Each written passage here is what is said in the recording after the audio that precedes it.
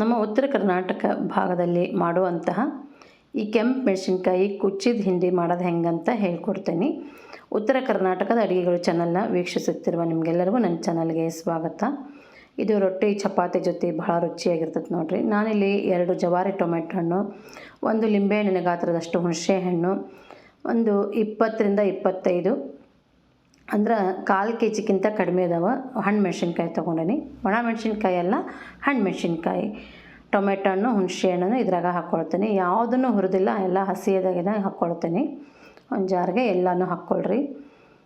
Tomato ಹಣ್ಣನ್ನು 2 ಹುಳಿಯು ತೊಗೊಂಡಿನಿ. ಒಂದು ಸ್ವಲ್ಪ ಹುಳಿ ಏನು ತೊಗೊಂಡ್ರೆ ಖಾರ ರುಚಿ ಅನಿಸ್ತೈತಿ. ಕೊತ್ತಂಬರಿ ಸೊಪ್ಪು, 2 ಉಳ್ಳಾಗಡ್ಡಿ ಅವನ್ನ ದೊಡ್ಡ ದೊಡ್ಡ ಹೋಳು ಮಾಡಿ ಹಾಕ್ಕೊಂಡಿನಿ. ರುಚಿಗೆ ಬೇಕಾಗುವಷ್ಟು ಉಪ್ಪು, ಒಂದು ಸ್ವಲ್ಪ ಜೀರಿಗೆ, ಇವಿಷ್ಟನ್ನು ಹಾಕ್ಕೊಳ್ಬೇಕಾಗ್ತೈತಿ.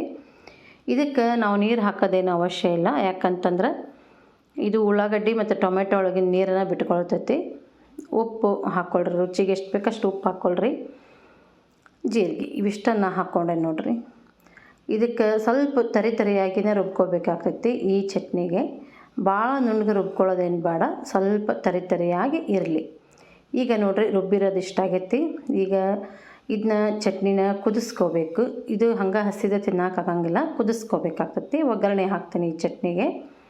ಒಗ್ಗರಣೆಗೆ ಏನೇನು ಹಾಕೀನಿ ಅಂತಂದ್ರೆ, ಒಂದು ಸ್ವಲ್ಪ ಎಣ್ಣೆ ಜಾಸ್ತಿ ಹಾಕ್ಕೊಳ್ಬೇಕು. ಒಂದು ಬಾಣಲಿ ಇಟ್ಕೊಂಡೀನಿ, ಅದಕ್ಕೆ ಒಂದು 4 ಚಮಚದಷ್ಟು ಎಣ್ಣೆ ಹಾಕ್ಕೊಳ್ತೀನಿ. ಚೂರು ಎಣ್ಣೆ ಜಾಸ್ತಿ ಇದ್ದರೆ ಖಾರನೂ ಕಡಿಮೆ ಆಗ್ತೈತಿ ಮತ್ತು ಭಾಳ ದಿನದವರೆಗೂ ಇಟ್ಕೋಬೋದು. ಭಾಳ ದಿನ ಅಂದರೆ ಒಂದು 4ರಿಂದ 5 ದಿನ ಇಟ್ಕೋಬೋದು ಹೊರಗೆ. ಫ್ರಿಜ್ನಾಗಾದರೆ ಒಂದು 20 ದಿನ ಇಟ್ಕೋಬೋದು, 15ರಿಂದ 20 ದಿನ. 4 ಚಮಚದಷ್ಟು ಎಣ್ಣೆ ಹಾಕೀನಿ. ಜೀರಿಗೆ, ಸಾಸಿವೆ ಮತ್ತು ಕರಿಬೇವಿನ ಸೊಪ್ಪು ಹಾಕ್ಕೊಂಡು ಈ ರುಬ್ಬಿರೋದನ್ನು ಹಾಕ್ಕೊಂಡು ಇದನ್ನ ಕುದಿಸ್ಕೊಳ್ತೀನಿ. ಇದನ್ನು ಒಂದು 10 ನಿಮಿಷದವರೆಗೂ ಕುದಿಸ್ಕೊಳ್ಬೇಕಾಗ್ತೈತೆ ನೋಡಿರಿ. ಸಣ್ಣ ಉರಿ ಒಳಗೆ ಒಂದು 10 ನಿಮಿಷ ಕುದಿಸ್ಕೊಂಡಾಗ ಚಟ್ನಿ ಗಟ್ಟಿಯಾಗಿ ರುಚಿ ಅಂತ ಅನಿಸ್ತೈತಿ.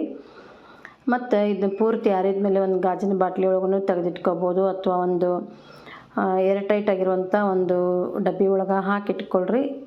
ಆರಾಮಾಗಿ ಉಪಯೋಗಿಸ್ಕೋಬೋದು, ಅಥವಾ ಗಾಜಿನ ಭರಣಿ ಒಳಗೂ ಇಟ್ಕೋಬೋದು. ರುಚಿಗೆ ಬೇಕಾಗುವಷ್ಟು ಬೆಲ್ಲ, ಒಂದು 1/4 ಚಮಚದಷ್ಟು ಅರಶಿನ ಪುಡಿ ಹಾಕೀನಿ.